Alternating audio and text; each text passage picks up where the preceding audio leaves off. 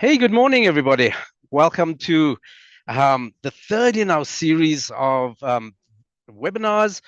Today, we're going to be looking a little bit at cybersecurity through the NIST Cybersecurity Framework lens. You know, this has been a series. We've had one on next generation service desks, and then we looked at XLA or experience level agreements. Today, we'll look at cybersecurity. And I think the next one we'll probably look at unpacking the new ITIL version 5 that's just come out recently. But today we're going to be focused on cybersecurity. And it's actually been something that's really been all around us, really permeating our environments right now. So welcome from wherever you are. I see there's quite a number of people saying welcome from the chats and where you're coming from. So that's really nice. Please continue to put that in. And if you do have questions, we will, even though I'll be asking my panelists some questions, if you do have questions, pop that into the Q&A feature that we also have as well. Enough about that. All right, I'd like to tell you that I've got two distinguished guests on the panel with me today. The first is Hans van Vreden. Hans van Vreden is the Managing Director of InfoProtect. And InfoProtect is a managed services provider, primarily working in the infrastructure, security, and cloud services. Welcome, Hans. Thank you, Julian. Happy to be here and excited to go to the panel discussion. Excellent. Thank you, Hans. Just a quick, Birdie told me that he was really involved in Symantec back in the day. Remember, he was one of the main trainers in their security stack. So he's been around for quite a while. The other distinguished guest we have today with us is also Grant Hughes. Grant Hughes, I call my cyber guru because Grant joined us recently at a breakfast and we had a really good discussion around cybersecurity. Grant is the CISO at the nascent group. He's been involved in the group itself, being involved in cyber, in convergence, in commodities and consulting. And Grant comes with a wealth of experience in a number of different industries, even like engine and a number of others. Welcome, Grant. Thank you, Julian, for having me. Looking forward to this conversation. As a professional CISO by trade, you know, this is quite a topic that resonates. So looking forward to sharing some of those insights. Thank you, and welcome. What I'd like to do is I'm going to take this in a kind of a structured way because we are looking at the NIST Cybersecurity Framework, and the NIST Cybersecurity Framework goes through a identify, protect, detect, respond, and recover areas, and then obviously they've just now improved it by adding governance into that as well. So I'm going to be looking at it in that particular way, and I'm going to be asking questions in those areas or sort of functions that we have. Hans, I'm going to start with you if you don't mind. Quickly, just to get us into there, what do you think must change now in how we govern, how we measure, and how we operationalize cyber risk to be able to align with NIST? Julian, I think a good place to start is I think we as business as a whole need to go through a mindset change. Cyber can't be associated to IT, which is associated to the server room in the back of the office. From a governance perspective, it needs to be adopted as a business function, and it needs to be driven not just by IT solely, but from a group perspective, everybody needs to buy into cyber. From a measure perspective, I really believe that it should be front of mind. We should try stay away from looking at what we're doing from a tooling perspective, counting events, counting tickets, and really understand what is the outcome of the tools that we implement. Not just the tooling, but the processes. NIST obviously covers quite a lot, but no use implementing those one and done. It needs to be driven, it needs to be tracked accordingly. And then just from a governance or operational perspective, I think it needs to stay front of mind. It needs to be integrated, from the ground up. From a C-level understanding, why are we spending the money we are on cyber in general, to helping the cleaning lady, who has access to the office building and stuff, to understand why it's important to keep your tag with you and not let it lie around and those kind of things. So Yeah. keeping it front of mind and keeping it integrated is fairly important. Thanks, Hans. I think you actually brought up something that I really want to ask you, Grant, because you're working at such at a senior level, at a C-suite level. How do governance and leadership structures actually influence the success of just the identity function, as it were? Thank you for that, Julian. So when we think about leadership structures and we think about governance, right? There's really a few things we get out of it. And the first one is ensuring, if you think about governance, really, what it stands for.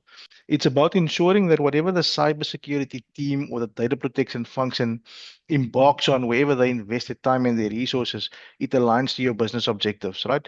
Because without that, what you have is you might have ambitious individuals pursuing projects that might look good on their CV, but that might not serve the organization.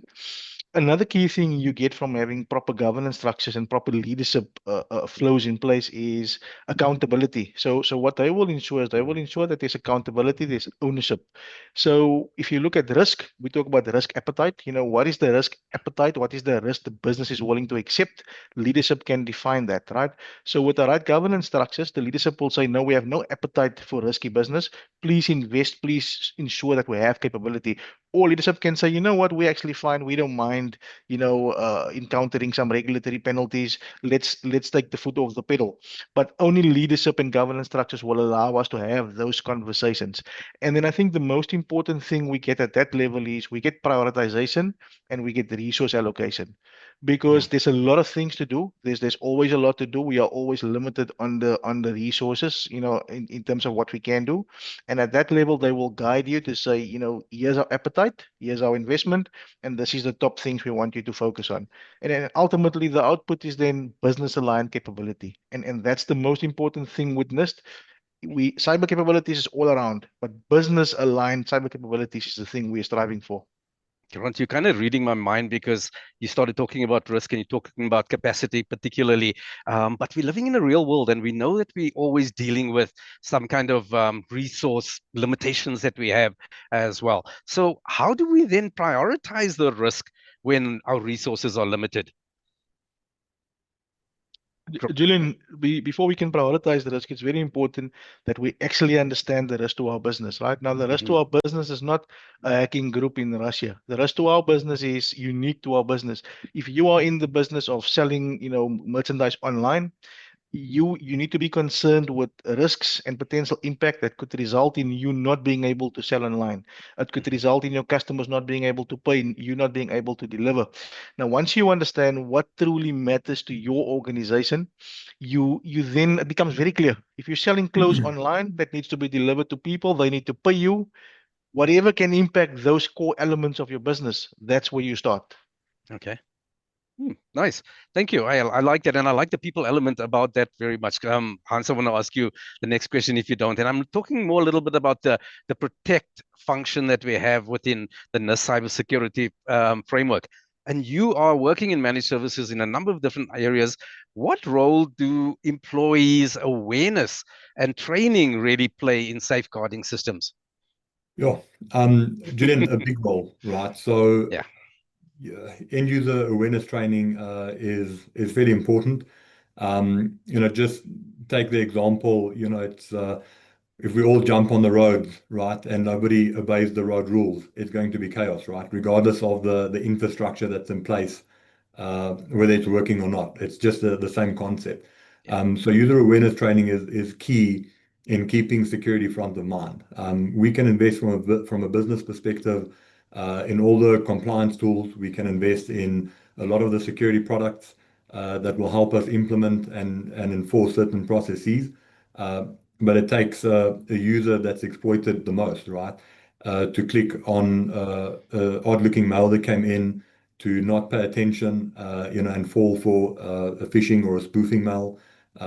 And it's easy for that to happen. Attacks are really sophisticated these days. And depending on what security measures you have in place, it can also open up your users. Yeah. If you aren't running something like DMARC, someone can spoof your actual domain and it would look like the mail came from your CEO or from your direct line manager. And we need to arm our users with the knowledge because they are in a big way on the front line. And they are the people, working with the data. They need to understand, the items and areas in the environments they have access to, can be compromised. And they are almost the tip of the spear in many ways to ensure that, it's not compromised by accident by them. Yeah, and that's really real, Grant. For you now, how do you then balance this usability and security when implementing, say, something like access control for that matter? That people actually using the systems, and then possibly exploiting it. No, thank you, Julian. That's an interesting question because usability was never top of mind for security professionals, right? So security Yeah. professionals was concerned with securing things, and usability was for customer experience people somewhere else in the business. But because security is such a high friction area, if you think of access control, right, it's probably the point of most friction in a user journey. You log onto a Mhm. website, you need to enter all your details, you need a long password, complex characters, MFA. It's a lot of friction involved, right? And it's actually when businesses realize that a lot of customers abandon the sign up process because of the complexities, right? Where you see the importance of usability and security. When let's take a company like Takealot, right? If they look at stats and they see that because of the security requirements during sign up, a lot of customers are actually not signing up immediately. It brings emphasis into security must consider usability, right? Now, if we think of customers don't mind friction, right? As long Mm. as it makes sense in the context. So if you're traveling overseas, you're about to log onto your banking app, you don't mind the extra two steps because you understand there's risk Well, and it yeah. makes you feel like your money is more safer in the bank, right? The problem comes in when the controls don't work. So you are somewhere overseas, the bank is asking you to enter two more one-time pins and the pins is not arriving. Now it becomes a problem, right? So what we've been advocating for in the industry is that whenever we implement any security control, we have to ask the question, what does this mean for the user experience at the end of the process? And to answer that question correctly, you have to understand your user because you Mhm. can say, I want an 18 character password, uppercase, lowercase, because NIST says it's best practice. But then your user base might be people from a low income segment that doesn't have smartphones, or it could be old people with small buttons on their phones and they're struggling to create these types of passwords, right? So what is important is that strong security is never a problem, but it has to be contextual, fit for purpose, and we use a term called adaptive security. Mm. So if Julian is logging in from his laptop in his office from a known IP range, there's no need for multi-factor. But if Julian's coming from a new device in an internet cafe, we're going to ask him some extra steps. Has to be contextual. And what is important is you need to just educate your people on why we do this. If people understand that you're trying to keep them safe, their whole perspective on this will change. No, absolutely. Mm. You're absolutely right there. Because you respond to how people, the experience that you're going to be getting. I like that. Hans, from your perspective and working in with so many different customers, what is the training method that you feel resonates the best with employees? Sort of that end user training. Julian, there's a couple of offerings from a technology point of view. Actual online tests that you can do. They can be fairly generic, but the ones I've seen, that's more successful is basically two-pronged. One is driven by the organization that's customized with relevant branding and it's relevant to their industry. So no use to test users in terms of phishing mails to try access portals to technology that's not relevant to them, right? But if you align the technology and implement familiar elements like similar branding and those kind of items, that resonates better. It's closer to home. So just going through the testing period with end users, let them write exams as well. Hmm. That's kind of part of that training journey. And then just from operational point of view, for when there are incidents, and incidents doesn't necessarily mean the house is burning down, but when someone is engaging with a mail incorrectly, I found that it's also very successful, for the operational team that's involved in that. And it's highly likely someone within either IT or the security team to engage with that user, to reach out, associate that to the ticket that's generated, reach out, engage the user kind of on a personal one-on-one basis and interact with them. And that also makes it, firstly, it reminds them that, the organization has visibility on the systems, and certain things, doesn't go unnoticed. So that's good peace of mind to give them as well. And all of a sudden, it's something to remember. The fact that someone responds to something that you've done accidentally and taken you through the process, it just resonates, right? And that's proven to be fairly fruitful. Okay, excellent. We tend to spend a lot of time in the identify and the protect environment, but then the detect is kind of where we really spend a lot of our time, where the incidents are happening. And like you said, this is where a lot of the energy happens within our particular environment. So, what kind of practical steps have helped your teams to be able to improve some kind of anomaly detection as well? Hmm. Well, anomaly detection is an interesting one. Firstly, you need visibility on everything, right? You can't respond to something you don't have visibility on or something you're not aware of. So visibility is key. And if we just keep in mind, the various systems that's implemented in your typical technology stack in a business today, it's a lot. We need to track logs, we need to track uh, different application logs, user activity, and depending on the environment size, that can be a lot. So there's two elements here that we usually keep in mind. We want to reduce as much noise as possible, and we do that by maturing the environment. We get visibility, we clear out the logs, we introduce technologies like SIEM products to help us do that. It's not practical anymore for systems to just automatically, integrate with API and generate tickets on your service desk, and expect your service desk team to just build, I want to say, almost odd habits in going through generic tickets for this and that. Because it's a strong human element that is not due to volume as reliable. So definitely, implementing systems like a SIEM has helped us reduce noise, and that helps us to manage the volume. And by the intelligence, by adding something like a AI on top of that, it helped us focus on items that are deemed, worthy of looking at to begin with.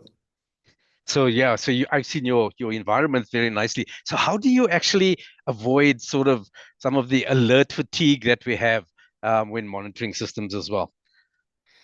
Well, it's exactly that. It's adding, you have to be smart about it. We were engaging an international customer in the evening last night, and their alert volume on a month that goes through the service desk sits around, in terms of volume, 50,000 alerts. And it's not practical for, a human-based team to go through those alerts effectively. Like I mentioned, we build bad habits. Same server logging 200 events. It's just another day, same application. Sally from finance, forgot a password again. Those kind of things. And we build bad habits, and we don't necessarily take into account the broader picture. We look at one alert in isolation.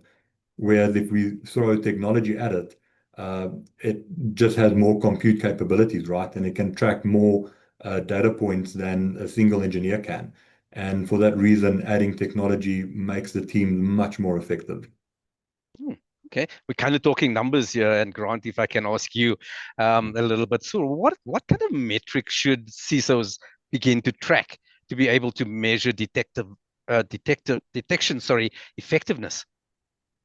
So Julian, if you Google that question, you'll find things like, mean time to detect, mean time to respond comes up a lot, right? Yeah.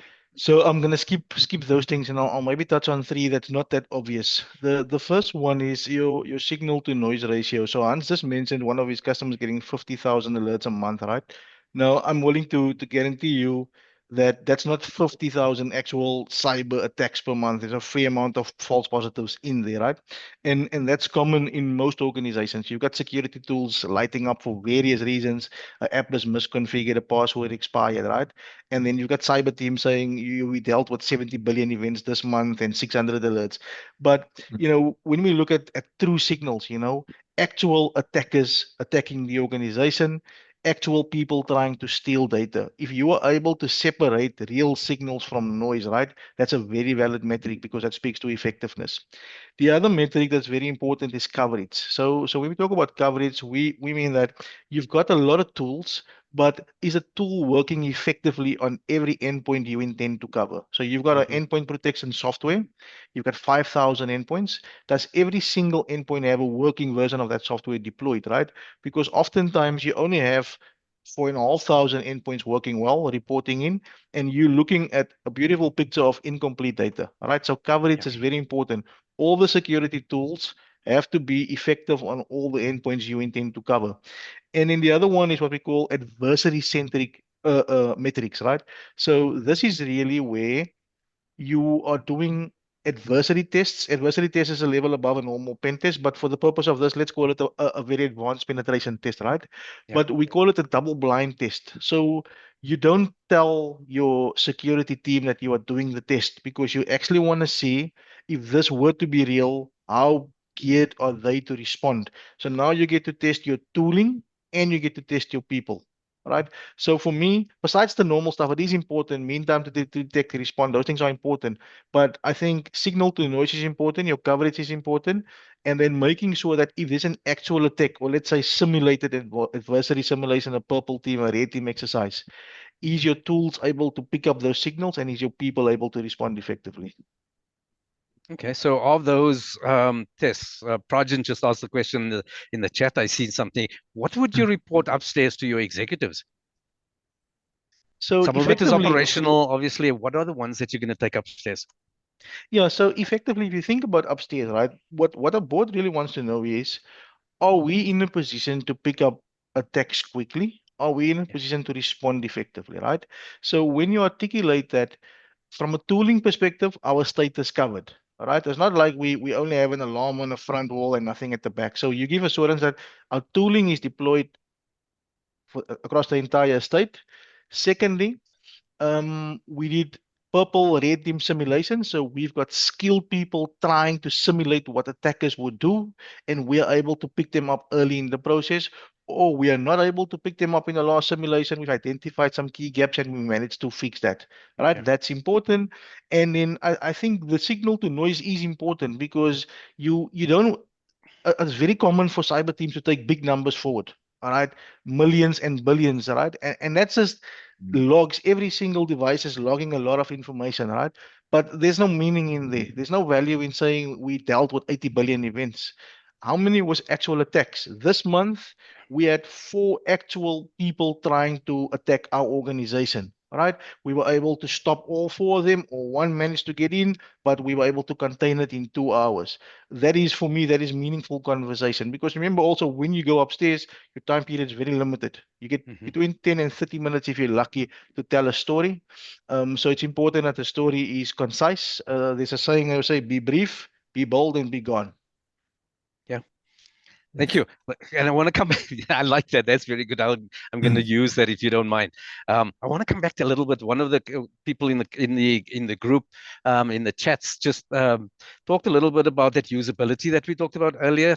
Grant, if I can ask you again. And he says, how do you raise the bar regarding access control? Right, and we're back to that access control, keeping in mind that the balance between usability and security best practice.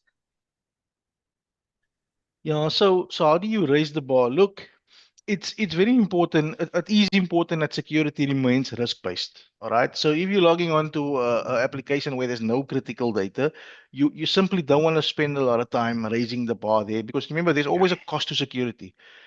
When security goes up, usability goes down and financial cost goes up. All right. So it's always a trade-off. Now, raising the bar is getting it right. If you're logging onto your banking app, you want adaptive security. Adaptive means when the risk is high, the security increases. So I'm coming from a new device, I'm coming from a new location. chances are the banking app is going to be disabled until somebody calls me to validate it is really me, right? But if I'm coming from trusted devices, it has to be seamless. I think raising the bar really comes down to making it seamless for legitimate users and almost impossible for fraudsters to get in. Okay, thank you. I think that kind of answers the question nicely. Hans, I want to talk to you a little bit if I can. I want to talk a little bit into when we get into now being able to respond. What are some of the gaps that you have seen in sort of incident response planning? Mm. Do you know, I think I'm going to start by saying that I echo what Grant mentioned earlier on in terms of coverage in your environment, right? In Mm, terms of response planning, uh, everybody base their plan on what we have in place in terms of technology, security, and whatever else. But we often don't ask ourselves the question, are what we have in place reliable, right? From a yeah, system perspective, is our yeah, coverage, as good as it should be? And back in the day, especially on my training side, always ask the question, you would deploy endpoint protection, and for some reason, you have to configure an exclusion or disable a portion of the technology to allow for user convenience of some sort. And then effectively you have an umbrella, but you cut out like a third of the umbrella. So, expect to get wet when it rains. yeah, It's the same concept, right? So firstly, you need to be able to get the basics right, understand that your environment is covered and you can rely on the stats and the systems you have in place. And then secondly, I think one of the biggest caveats that I pick up for one is everything is conceptualized. Everything is put on paper, and in theory it's sound. In theory we're ready. We have a DR plan, we've got a BCP in place, and everything's magical, but it's never really tested. And it's not just testing recoverability from an IT system, but let's say, worst case scenario, there is an event where there's a breach, system goes down. The BCP plans say that we need to rope in Jimmy. Jimmy's our guy, but guys, Jimmy is on sabbatical. He's not even in country. mm, yeah, So what do we do now? And many times we find that a simple tabletop exercise, can help us walk through those kind of scenarios easily enough without having involving, external third party to do a pen test necessarily. Something as simple as a tabletop exercise where you dream up one or two scenarios to keep it random, right? mm, And going through that in a systematic way. In the conversation, we look at the various plans that's been documented, and we hit some holes in it. So luckily we could reach Jimmy, and he's directed us. But John, that needs that's now a guy. He needs access to systems ABC, and does he have access? Is he enabled? And going through those tabletop exercises is very fruitful in like a readiness assessment, right? To also report back to business, and it's something that can be easily done internally. yeah. Thank you. I think that's really, really nice, and I see that's being echoed by some people in the chats as well. They're talking about these tabletop exercises or playbooks that we could use to enable us to do that kind of rehearsing and response planning, and make sure that they work, particularly when we're under pressure as well. Grant, if I Mm. can ask you, I think with a lot of this detection, we talk and things are happening. There's an incident, etc. One of the things that I believe is crucial, and I come from a project management world and a change management world and an ITSM world a little bit, is how do organizations ensure effective communication with their various stakeholders during an incident or when there is an incident? Um, doesn't have to be major, um, but an Yeah. incident anyway. No, thank you, Julian. So there actually needs to be a communication plan, right? Because communication is one of those things where, we deal with the incident and people get into the technical detail, but inevitably certain stakeholders need to be kept informed. So the communication plan will really help us answer some key questions ahead of the time, and then it could avoid some costly mistakes during an incident. So the first thing that normally surfaces as you're building out the communications plan is you evaluate your reporting obligations. Now, you could be dealing with an active incident. You know you've lost some customer data, and it could take you a couple of days to get to the bottom of what really happened. But you could be in a regulated environment where you have to report this incident to the regulators and data subjects in 72 hours, right? So it's Yeah. important that whoever's running the communication for an incident is aware of the regulatory obligations. Because imagine you've got a breach and you're going to be facing some penalties, and on top of that, you're getting another penalty for not informing the regulator in due time. It just wouldn't reflect well on the team, right? Then there's other, I want to say, there's other nuances to take into account. From a communication perspective, you just assume that you're going to be sending an email to the board or have a Teams call with people in other countries. But what if the cyber attack takes out your Teams infrastructure, your email infrastructure? How do you then relay that message, right? So it also then forces us to consider alternative communication mediums. And what is also important is that the communication plan will inevitably flow into your security awareness program, because you need to educate your employees that they are not allowed or they are prohibited by policy to give statements. Because what happens when a big organization suffers a cyber attack, journalists will start reaching out directly to employees on LinkedIn, Yeah. and it could be random and it could be friends and that they know there, but you need to explain to people that they cannot simply just disclose, oh, our systems is down, we're not sure what's going on, that we think it's a cyber attack. Communication to the outside world has to be controlled by I want to say people that's been identified before the time, people that's got a script. And now it's also very important to balance being truthful versus oversharing. All right. Yeah. So you certainly do not want to lie to the public when you're giving statements, but you need to be mindful that if you have an active attack and you're still trying to figure out the root cause, Mm. whatever you're putting out in the media, the attackers will hear that as well, right? You could have other entities also finding out that you've got some weaknesses, jumping onto the bandwagon. So it is important that you factor in what is released at which point. But I would say in the order of importance, right? Your regulatory obligations is very important. If you've got legal obligations requiring you to inform your data subjects, your customers, and your regulators, you do that. You need to consider to what extent you keep your employees informed, because you want to remind them that sharing or commenting on an active incident is I want to say a dismissible offense. And then ultimately, when you communicate to the board, it's also very important that the message doesn't come from many different angles. You don't want random technical people giving an executive an update in the passage. You want to make sure that the updates are reaching the audience at the level where they can understand it. Yeah. So that's quite important. A lot of things will come out, but I think what is important is maybe one practical thing is make sure that you've got a contact sheet on hard copy with people's contact details, because it's a very real scenario where the system is offline and then the contact details was on the system. Yeah, I like that you give a lot of really real, actual do this. Yeah, a couple of check boxes that you could follow a little bit without giving out obviously sensitive information or anything. What do you think is be one of the biggest lessons you've learned from a past incident? Don't have to give company names or anything like that, but after doing a retrospective, it might be a good lesson, maybe it was a lesson that was negative, but what do you think one of the biggest lessons were that you learned? Well, for me, Julian, one of the biggest lessons I learned is the value of service desk must never be underestimated, right? Because Mm, cyber incidents will always flow to the service desk first, wrapped as something else.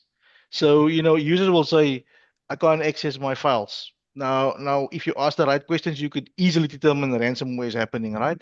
Or my right. PC is slow. So the service desk is really on the front line of being able to be very, very early indicators if leveraged correctly. I've been in companies where we had some incidents, and had we had a service this well mobilized, we would have been much better off a lot earlier in the process. Yeah. Wow, that's nice. Okay, I really like that. Hans, would you like to maybe give a lesson that maybe you guys have learned in the InfraProtect world a little bit? And I want to encourage people, please use the Q&A to ask questions, and then add comments into the chat as well. We really like that. Mm. Sorry, Hans. Julian, no, of A, course. a So big a big lesson from you, from I your think side. being close to some of these incidents, right? I think composure is key. Yeah. and aligning yourself with partners like ourselves. This is the value we add in industry. To be ready to assist and augment the teams internally when a cyber incident actually occurs. It is something that's very stressful for internal teams. They carry a lot of pressure. They are expected to give updates every 5 minutes, and put out fires, while they're at it. In terms of readiness, it's a tough thing.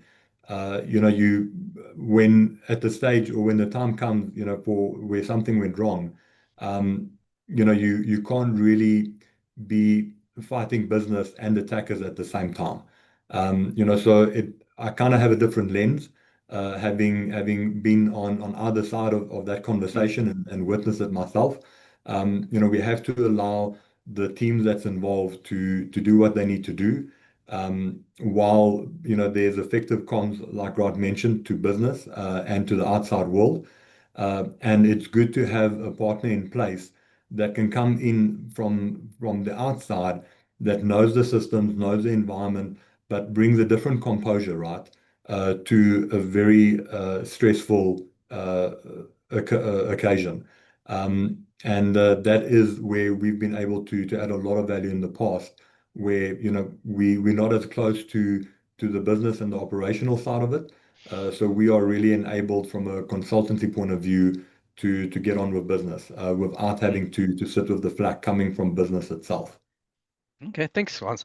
I want to stay with you a little bit if I can. And as we get into the recovery, function, we've done a whole lot of detection. We've done the protection. We've put in processes in place. We've done, our service desk is working. We're communicating, etc. And we get into having an incident, and we have to do some recovery. How do we now start integrating sort of business continuity planning into that recovery? Hmm. Well, that's a fair question. So I think firstly, I want to echo what Grant mentioned earlier, right? In terms of understanding what's important to bring up, what is business critical. And that's not always, there's no silver bullet. We all run different companies, we're in different industries. Um, and I want to echo that also by adding that everyone has a plan until they get hit in the face, right? And sometimes plans, it just doesn't work out. Mm. So and it's okay. It's already a stressful situation. It's not a great situation to be in, but you need to be able to prioritize either according to the plan, or if you have to throw some agility into the mix, in terms of how do you get business operational again. It might be that it's close to year end or month end, so finance gets preference. Uh, it might be, that you are selling clothing, like Ron mentioned, online, and you need to get your front end store operational again. So email comms can wait, although that's typically an important function as well. Business is prioritizing on Black Friday that we get the store up and running. So I mean, we can talk RPOs and all that, but Mhm. it's important to prioritize, understanding how you're impacted by whatever the occurrence is, and deal with what you can as you go through it. And I just want to add lastly that I want to emphasize rather that having a plan is good, and it speaks to our readiness. But if we knew exactly what would go wrong, we would plan for exactly that. So I think be ready for things not to go according to plan, and be agile. You have to sometimes think out of the box, even if you recover as a temporary measure in temporary environments or something like that. But if the goal is to bring up certain sections of the environment, understand what are the tools you have at your disposal to bring it up.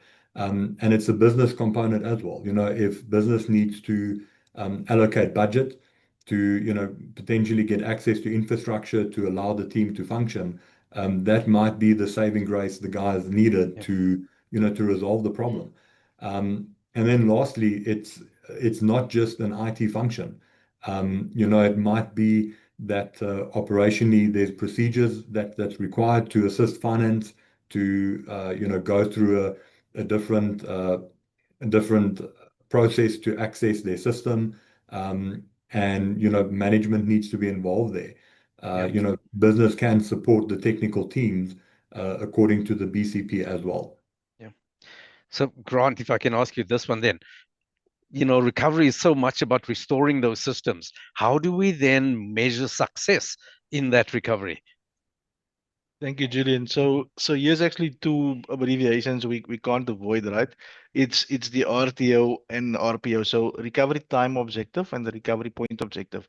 Now, what is Thank you. important is leading up as we are planning things out. It's important that we understand the criticality of systems. You need to know that this system can only lose X amount of data, but can only be down for X amount of time before there is severe impact to the business.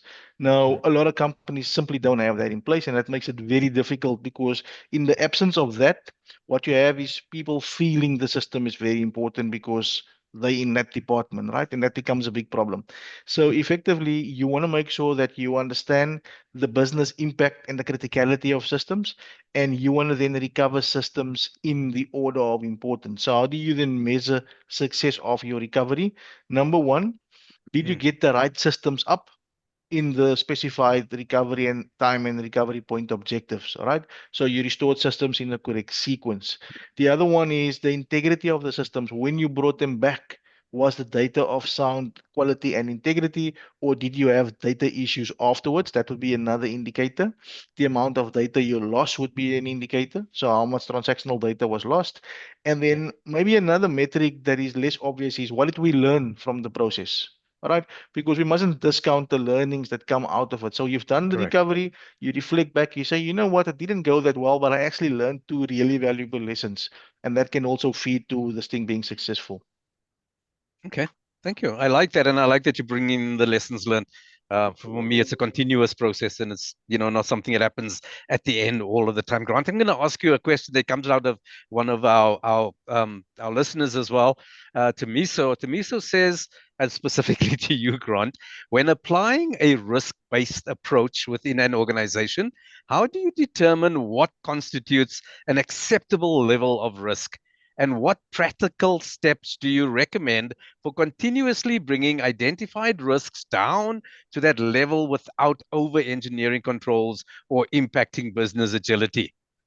Sure, It's a nice that's long quite question. It's quite a mouthful, but it's talking about obviously how do we reduce that level of risk and appropriately. No, 100%. The terms in the risk world is risk appetite and risk tolerance, right? Correct. So again, those things are defined at a board level. Let's take a practical example. Let's take antivirus on computers. You've got 100 computers running in your environment.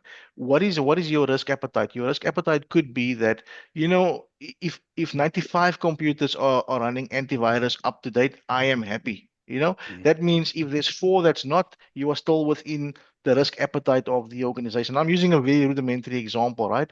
But that's what it comes down to. Do we have appetite to take on more risk? Now, that must be clearly defined. And I can tell you now, a lot of organizations don't have it clearly defined. The board is going to say, I want all 100 machines protected, all right? I want Yeah. no risk. We want no risk, but it's not possible, right? So as leaders, we have to articulate, material risk to the business. We have to then understand, and it's a guy called Steve Jump who really focuses on this, right? What matters to your organization? Now, I can tell you stuff that matter to an organization is you don't want access to your emails. You want to make sure that products is delivered to the correct customers. You want to make sure that payment is coming into your bank account. You want to make sure that salaries are paid to the correct bank accounts, right?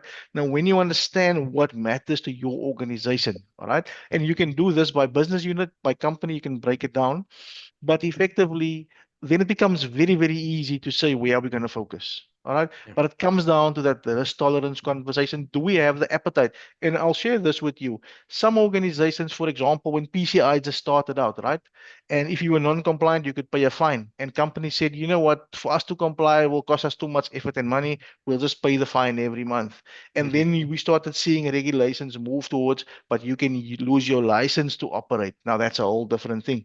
Right. That's why a lot of the regulations has moved to personal liability, because previously the risk appetite was, no, we'll just pay the fine. Yeah. Okay. That's really nice. helps us to understand that question really nicely. Thank you, Grant. Hans, a little bit to you. I kind of want to talk a little bit more sort of generally now. We have organizations that are at different tiers. Whether you're tier one, tier two, tier three, or tier four. Tier four, you're obviously adaptive. You're really good at what you're doing. Tier three, you are repeatable. Tier two, you are more risk informed, and tier one, you still kind of reactive in that. How do you see smaller companies, sort of SMEs, dealing with challenges to move from a sort of a reactive state to a more risk informed state, sort of a tier one to a tier two level? Julian, in that case, it's important for companies, and again, I'm going back to what Grant mentioned earlier. You need to understand, what is important for your business. Maturing is definitely good, but is there value in going from two to three and three to four to begin with, right? For your organization, for your circumstances in the organization specifically.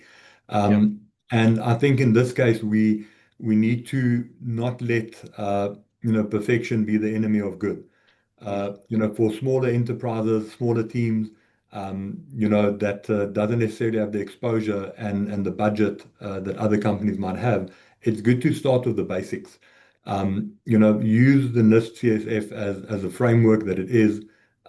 Take from it, use it as a guideline, as a measuring stick. Use it as your best practice, and make sure that you can align and adapt it as much as possible to your business requirements, according to the risk and the outcomes that you would want. And it's okay. Compliance is quite the journey. It can be daunting. But the best place to start is just to dive in, understand what areas in your environment has potentially the biggest blast radius, as an example. What has low-hanging fruits? What are you already doing, but you just need to refine it slightly to enhance it, to be able to tick the box. And using it as using the framework as a box ticking exercise to begin with, which many people do, right, is perfectly okay. But ideally, over time, you want to mature it and you want to incorporate it more in your business. And the benefits, and I mean, this is the reason for this. The ultimate benefit of really incorporating it into business and your processes and is worth having, and it will put anyone ahead of where they need to be if they can at least get the basics in place. Okay, I then want to continue with that with you, Hans, if you don't mind. Caleb had asked the question, and he's talking about putting in new policies in being implemented in our organizations. And he says, do you implement the policy on a smaller scale first, and then work out any nuances or any issues before now fully implementing it in the organization? How would you help a small organization deal with that, with that scale? Again, it's really okay to have a practical approach. Get the policy in place. If it's a starting point, kick off. We can't account for everything. So trying to perfect a policy, is challenging because we're not always in a position where we can preempt all of the effects that the policy, will have. So definitely be smart about it. Really put it through its paces. When designing a policy, it's definitely important to involve the correct role players. No use IT trying to, especially IT, to write a policy for finance. Far be it from those guys to tell us what to do and how we should do it.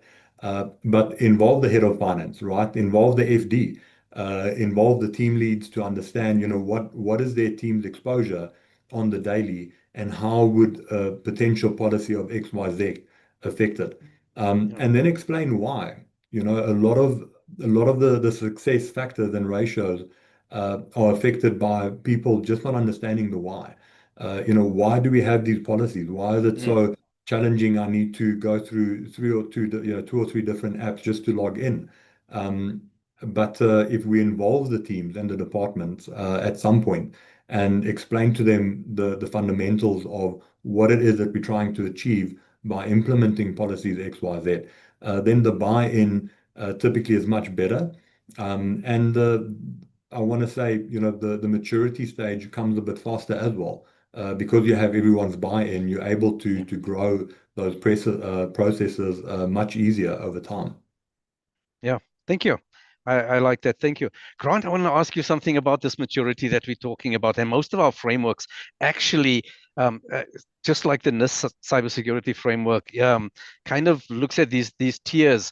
What sort of cultural changes are most critical for progressing towards a tier 4 level in maturity in our organizations? Thank you, Julian. I think the biggest one is the risk ownership moving from IT and cyber to the business, right? Okay. Once you have that shift happen, everything will kind of filter down and fall into place. And I'll explain to you. Right now, in most organizations, risk, cyber risk, adherence to comply, papaya, GDPR, you've got IT, data privacy, cyber professionals waving the flag, trying to get the organization to do what needs to be done, right? But if you think about it, adherence to papaya, for example, that's Mm, not a IT or a cybersecurity initiative that we are trying to do. That is a business requirement by law for companies to legal. adhere to. Hmm. And not even legal, it's for the organization to adhere to it, right? Because if the company gets a fine, a regulatory penalty, it's not for the legal team, it's for the organization, it's for the business, right? So once we understand that, we just have specializations in organizations trying to steer certain things because they hold the knowledge. It's not actually the legal team wanting to do papaya. They're just most knowledgeable to drive it, but ultimately it's for the business, right? Now, when the risk ownership lives with the business, they embrace it. If we're not compliant, the organization will suffer. Things will go a lot different. Then you won't Hmm. have cyber leaders needing to convince people to invest, right? Yeah. The culture will be different. You will have an appreciation that I've got skilled people guiding me on what to do. So that's fundamental.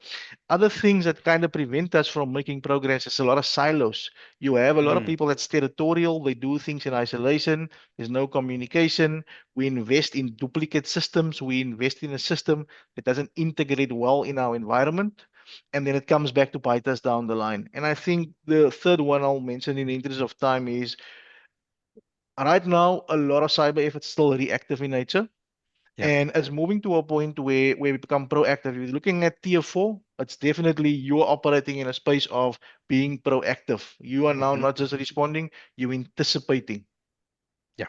You're more adaptive more than anything, as 100%. as well. Yeah. So how do we then influence our seniors to sort of support this, invest in this, in moving forward, and up the chain? Julian, for me, that's always been relatively easy. I won't lie to you. Oh, cool. When you have conversations with leaders, you have to speak their language, right? If Yeah. you're speaking to the head of logistics, you need to be speaking cyber logistics. What if something had to materialize, we are unable to move product, we are unable to deliver. When you speak to HR, we're speaking protection of employee data, regulatory fines, right? You always need to speak in the context of the executive. When we come there with our own narrative, all right, then there's a disconnect. People lose interest. They can't see how it relates to them. So you Yeah. always need to make sure that the message relates to them, because I can tell you now, no business leader wants to be responsible for business breach. All right. Now, when proper governance is in place, only a business leader can sign off on risk. This means you're implementing a new HR system, it's not compliant to your security controls. The head of HR can say, I accept this risk, and they will never do that, right? But when a risk is being signed off by the cyber manager and the CISO, that's where things start falling flat. So Yeah. again, in one word, the answer is proper governance. Okay. Excellent. Thank you. I like that. And I kind of want to start wrapping up a little bit our conversations, Hans. Something, that I'd like to ask you, what advice would you give to SMEs who are now wanting to adopt the cybersecurity framework? Julian, the advice I'd give them is firstly to be open-minded, Okay. understand the reasons why and what they want to achieve. And then I would also heed some caution, right? There's a lot of hype at the moment. There's a lot of technology that's available out there. And you don't necessarily need the latest and greatest and the fanciest thing out there. Start with the basics. No use to jump ahead. Right, start with the basics.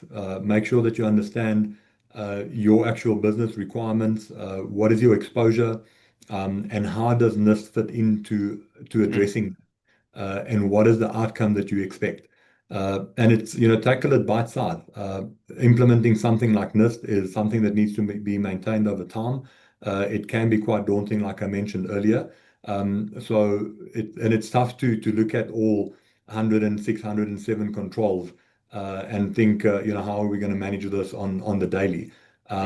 But start where it has an immediate and big impact. Impact. Take the win and prioritize according to what is important for you to achieve. And no use to spend big budget on fancy tech that already overlaps in a big way with technology you already have deployed. Try and maximize the tool set that you have. If it's fit for purpose, the ROI would already be there, and that's a good thing for business, and that's typically what the financial ears and powers that be wants to hear. And if you really have to go beyond that, as I mentioned, be smart about it. It's no need to get caught up in the hype. Things can be very complex, but at the same time, everything doesn't have to be complex. There are some items that's deemed as basics and good wins. Yeah. So there's some traps along the way, but make sure that from a business perspective, you stay aligned with the goals that you set out to achieve before you start the journey, and the journey would be much easier. Know your why. I like that. And I think you mentioned it earlier as well. Thanks, Hans. Appreciate that. Grant, I had a bit of a conversation yesterday with Hans around AI and how we can be involved and how AI is kind of impacting us. So, how do you see the cybersecurity frameworks evolving now to be able to address those emerging threats like AI-driven attacks? Yeah, so specifically in the context of NIST, Julian, they've obviously got the AI risk management framework, the NIST AI risk management framework, right? Yeah. So I think naturally at some point it will converge with the cybersecurity framework. We might see one in the future, right? Or we might not. I don't know what NIST plans are in that space. But if we look at other frameworks, I think we can rest assured that they will factor these in. We will see some new ones being born. We've got the MITRE Atlas framework, the adversarial threat landscape for AI systems that's been around for a while. We're seeing many pop up. I think the point I'll make on this question is, right, the existing security frameworks still add value. So if you Yeah. think of an existing control, train your users, don't click on links, be wary of deep fakes. That is still a powerful control in the time of AI, right? If you think of access control, it doesn't matter if it's a human generated agent or an AI generated agent. If access to the data is not permitted, you're still blocking a fair amount of attacks. So I want to say, still appreciate the value of existing frameworks, and then rest assured that these standards will keep up. Thank you. I agree with you totally, and and it's lovely when from both of you to be able to get your thoughts and your insights today, and I appreciate that very much from you. I know that there were some more questions on the Q&A. Winston, I think we did answer your question on risk a little bit around risk, accepting risk, in terms of Grant talking about risk appetite and risk exposure, etc. So I hope we did answer your question there. But thank you to both of you for the day. I think we've had a really nice, interesting conversation. And I think what's nice about the framework is that it brings about this common language, and the questions coming up in the chat, in the questions itself, we started talking the same language, and I like that. And even though our applications are different in every single organization, whether we're steering the ship or whether we're down in the trenches, we begin to have an understanding, and this framework helps us to be able to plot that way and plan effectively and be able to respond to that effectively as well. And I like very much the way that you guys talked, and away from the fact that cybersecurity is not just about compliance, right? It's about resilience. It's about trust. It's about business value more than anything. So thank you very much, everyone, for being part of the session with us today. For all of you guys online, we appreciate it, and we look forward to seeing you again in the future. Have a great day.